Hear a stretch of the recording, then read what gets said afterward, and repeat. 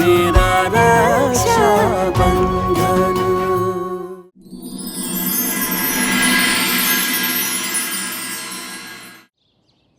रसाल, तेरा भाई खुद को बहुत बड़ा कलेक्टर समझता है क्या?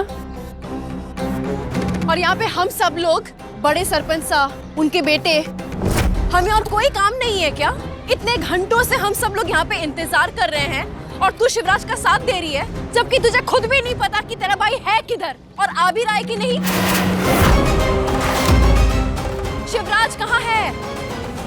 अम्मा जी, समर, चलो हम सब चलते हैं यहाँ से। अरे मैं तो पहले ही नहीं आना चाह रहा था। वो तो शिवा ने हमारे आगे हाथ पांव जोड़े के मूंग सा आ जाओ उद्घाटन में, उद्घाटन की शान बढ़ जाएगी तो आ गया। अरे वरना हमारे पास तो टाइम ही ना है। चकोरी मासा, मूंग सा, आप लोग तो घर वाले हैं ना, अगर आप ही चले जाएंगे तो फिर गांव वाले कैसे रुकेंगे? बस थोड़ी देर और रुक जाइए ना। अरे चलो चलो, चलिए चलिए चलिए, आइए। अम्मा जी उठिए। बड़े काका सा, मैं आपसे विनती करती हूँ, थोड़ी देर और रुक जाइए। गांव वालों को भी रुकने के लिए बोलिए ना। कोई फायदा नहीं है गिड़गिड़ाने का, कोई रुकने नहीं वाला। हम घर वाले हैं, हम रुकने को तैयार नहीं है, तो ये बड़े बड़े लोग क्यों रुकेंगे? हाँ रसाल भाई साहब, अब और इंतजार करना मुश्किल होगा। और वैसे भी आपके भाई साहब की कोई खबर भी ना मिल रही कि वो आ भी रहे हैं या नहीं। माफ कीजिएगा, अब हमें अनुमति दें।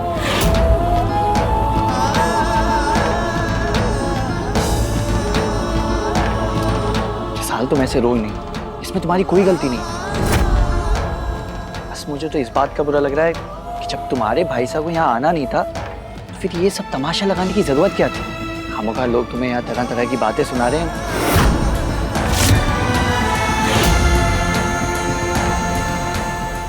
शिवा,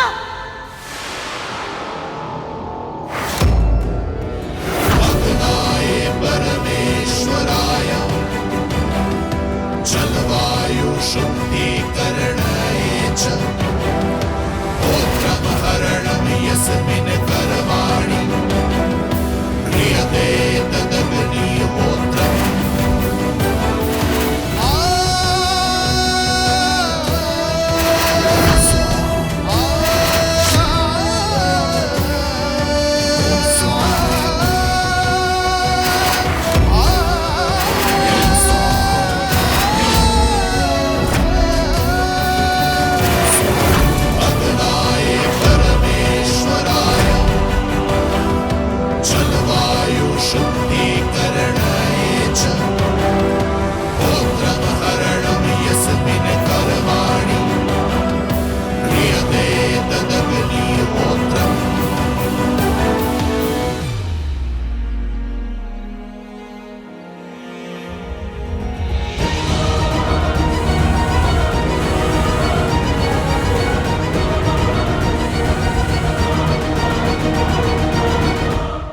आप सबने हमारी वजह से इतना इंतजार करना पड़ा, उसके लिए माफी चाहूंगा।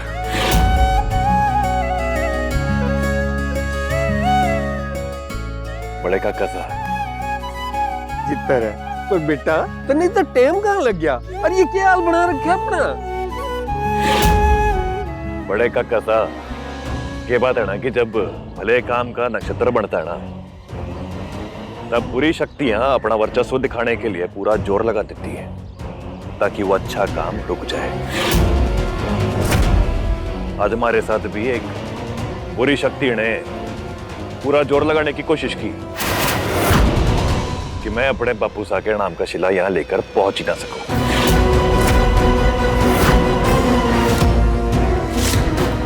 क्योंकि वो हरगिज ना चाहती कि इस सड़क पे बापू साहब के नाम का पत्थर गड़े और इस सड़क का नाम उमेद प्रताप सिंह रखा जाए। पर मैंने भी अपने बापू साहब से वादा किया था, सो पूरा कर दिया। शाबाश बेटा, शाबाश, मैंने बहुत खुशी है। आइए बड़े काका साहब, बापू साहब के नाम पर सड़क का उद्घाटन करते हैं।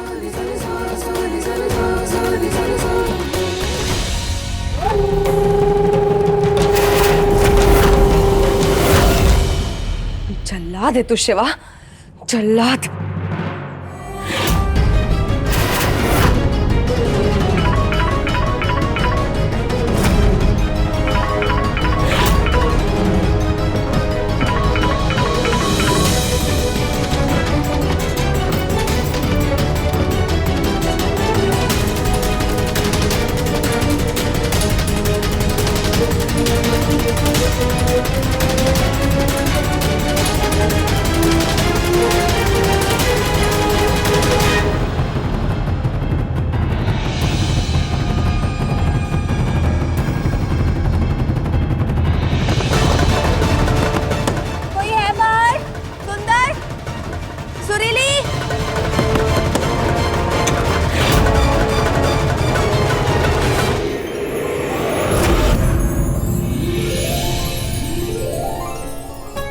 सरपंच उमेद साकी, सरपंच उमेद साकी, सरपंच उमेद साकी, शिवराज की, शिवराज की, शिवराज की, शिवराज की।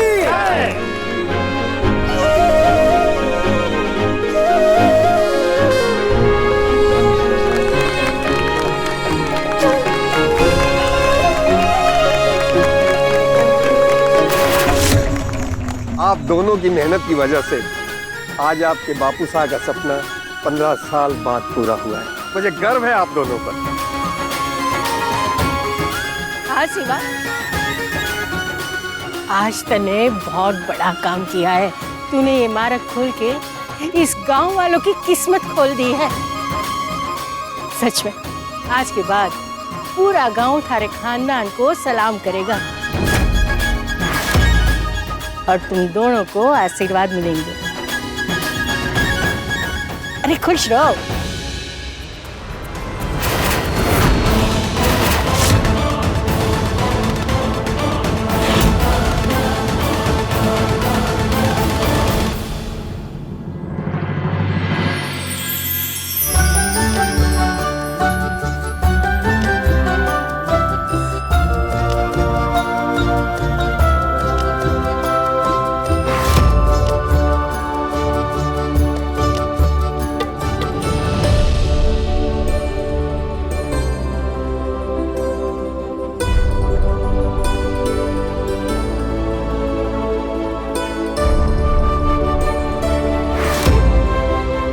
लाडो, जैसा बड़े फटाफट नाश्ता कराते, मैं तब तक कुछ खास लोगों का मुंह मीठा करके आता हूँ।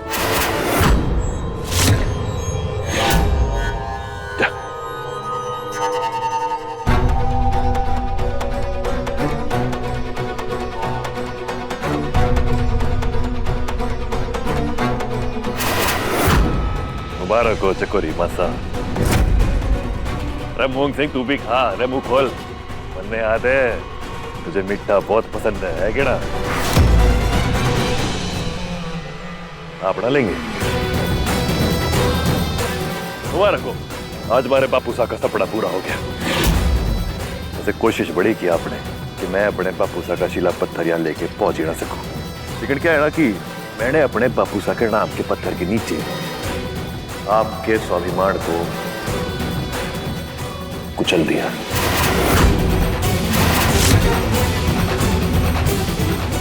बैठो, नाश्ता भिजवाता हूँ, खा के जाना। शिवराज बेटा, जी काका साहब, मेरे साथ आ। तेरे बापू ने यह सपना 15 साल पहले देखा था, आज तूने पूरा कर दिया। उनके लिए दो शब्द नहीं कहेगा?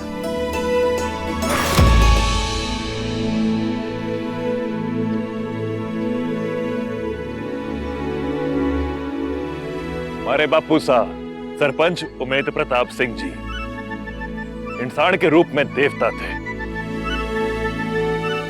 जिन्होंने हमेशा अपने भले से पहले दूसरों का भला करने की सोच रखी।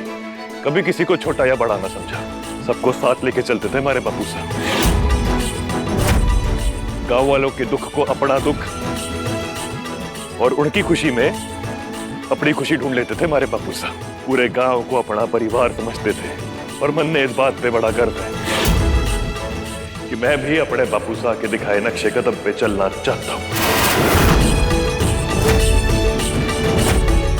उनकी सिखाई शिक्षा को अपना के अपने गांव वालों का भला करना चाहता हूं। आप सबके दुख को अपना दुख और आपकी खुशी में अपनी खुशी ढूंढना चाहता हूं।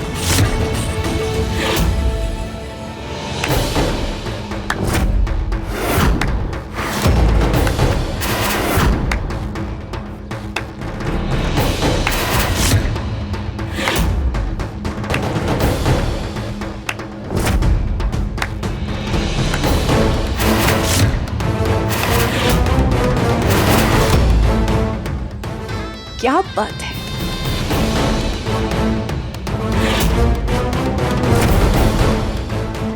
कड़क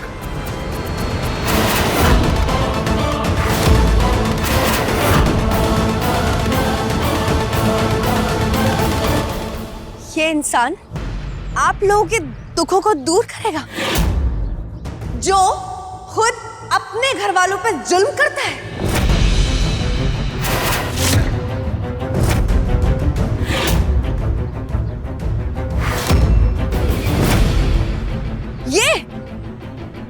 ये आपकी सेवा करेगा, जो अपनी पत्नी के साथ जातियां करता है, उसके साथ हाथापाई करता है।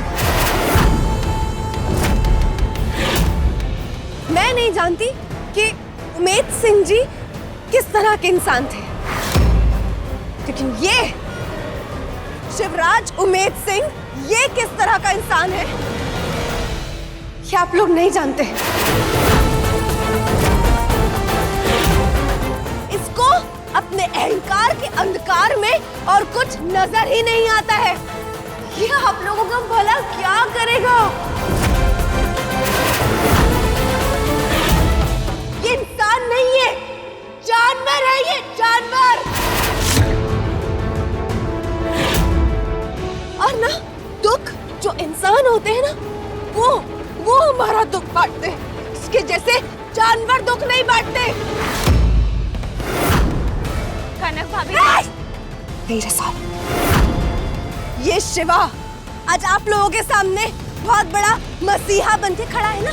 ये चाकर था हमारी हवेली में। मेरे बाबा साहब मासा के टुकड़ों पे पलता था, हमारी उतरन पहनता था, हमारा फेंका हुआ खाना खाता था। पर एक दिन बदकिस्मती से मेरे बाबा साहब ने मजबूरी में मेरा ब्याह इसके साथ करवा दिया। इसे जरा सी इज्जत क्या दे दी, ये अपनी औकात भूल गया। क्योंकि वो कहते हैं ना, कुत्तों को घी हजम नहीं होता है। जी बस, और तमाशा करने की जरूरत है, वरना मैं वरना क्या शिवा? मारेगा? मारना, हाँ, या बांधेगा मुझे? अगर मेरे बस में होता ना तो मैं मर जाती, लेकिन इसके जैसे जाहिल जानवर इंसान के साथ कभी ब्याह नहीं करती। अब नहीं रसा, आज तू पीछे हट जा, तुझे तेरे बापू सा की कसम है। तेरे भाई का गुस्सा, इसका ये सिर फिरा दिमाग, इसका अहंकार, इसका ईगो जब आता है तो उसके आगे तो इसे कुछ नजर ही नहीं आता ना, है ना? तू मुझे बता, आज तेरे बापू साहब अगर जिंदा होते तो इसे शाबाशी देते इस बात के लिए। एक्चुअली तुझे पता ही नहीं ना हुआ क्या है, किसी को नहीं पता। आप लोग भी सुनिए, तो पत्नी हूँ इसकी, पत्नी, पर इसे मेरे दुख, मेरे दर्द, मेरी फीलिंग, मेरी इमोशंस की कोई परवाह नहीं है। पता है परवाह किसकी है?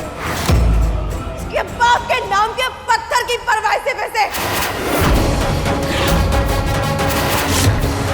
इसने आज इस पत्थर के लिए मुझ पे हाथ उठाया, मुझे कमरे में बांध दिया, मेरे पे अत्याचार किया है, एक पत्थर के लिए।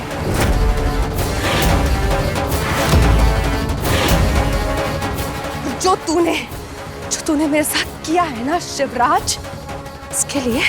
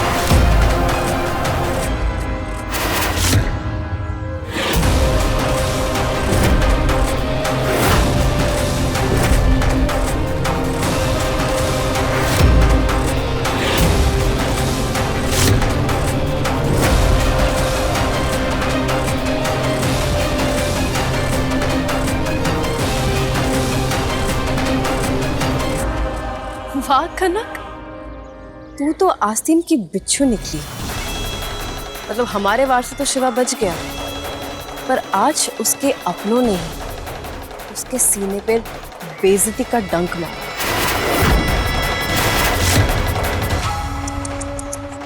बेचारा आया था इज्जत कमाने, लेकिन बीवी ने सरेआम उसकी इज्जत मिट्टी में मिला दी।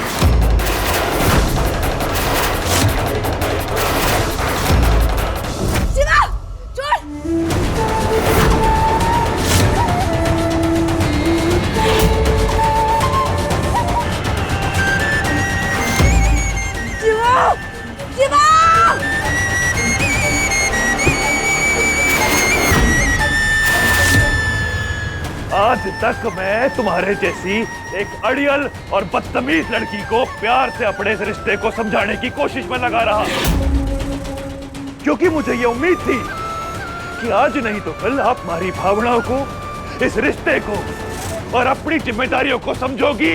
लेकिन आज तो घटिया हरकत आपने की है, उसके बाद आपने मेरे अंदर के उस राक्षस को जगा दिया है जिससे आपका सामना पहले कभी ना हुआ है। जाहिल जानवर कहती है ना मन्ने, यू ही समझती है ना मुझको आप। अब मैं आपको बताता हूँ कि एक जाहिल जानवर होता क्या है। उठिए उठिए, मैंने कहा मुझे तेरे जैसे जानवर के साथ रहना ही नहीं है। अब एक पल और ना तुझे बर्दाश्त नहीं करूंगी मैं।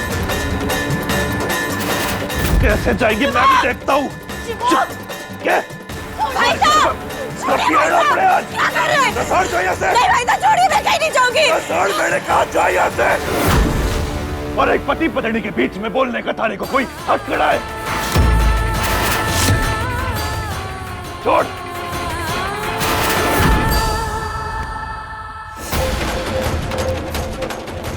भाई साहब, दरवाजा नहीं। भाई साहब, दरवाजा खोलिए। ये गुस्सा आपके रिश्ते के लिए बहुत गलत होगा। आप वैसे भी हमारे प्यार के लायक हैं ना।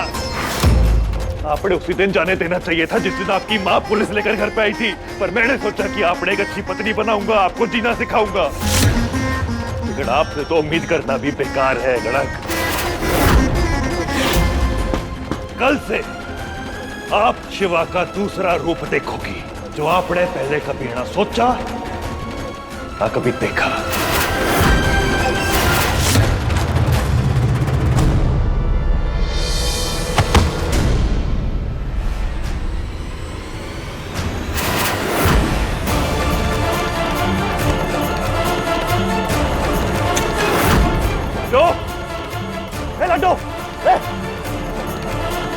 लड्डू, यहाँ खोल।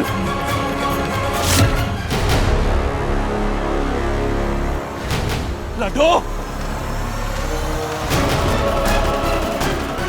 पानी लाओ खड़क। आप खोल लड्डू।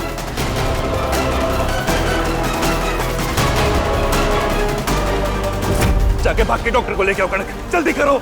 लड्डू उठ जा बेटा। लड्डू। हे मारे राम जी, क्या हो गया रसाल को? ये बेहोश क्यों है? लगता है सारे गांव वालों के सामने तेरी जो बेइज्जती हुई है ना, उससे इसको बहुत धक्का लगा। बेइज्जती भी तो कुछ ज्यादा ही हुई थी। अपना मुंह बंद रख तू। लड्डू आँख खोलना।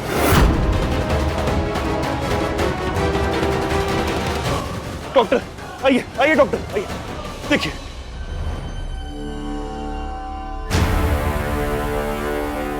आप सभी लोग प्लीज बाहर वेट कीजिए, मैं देखती हूँ।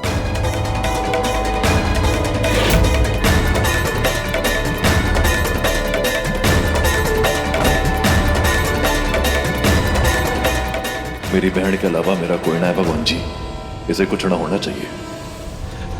क्या हुआ? ससाल कैसी है? छवि नौकरों से पता चला कि कहा था तू अब तक?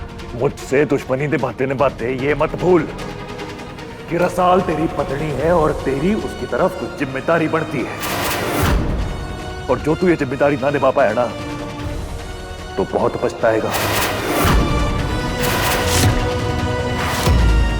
एक बात कह रहा हूं, कान खोल के सुन ले। बड़ा हूं तुझसे, सलाह दे रहा हूं। जो अपनों के दिल को ना जीत पाए ना, वो दुनिया की किसी भी जंग को जीत ना सकता।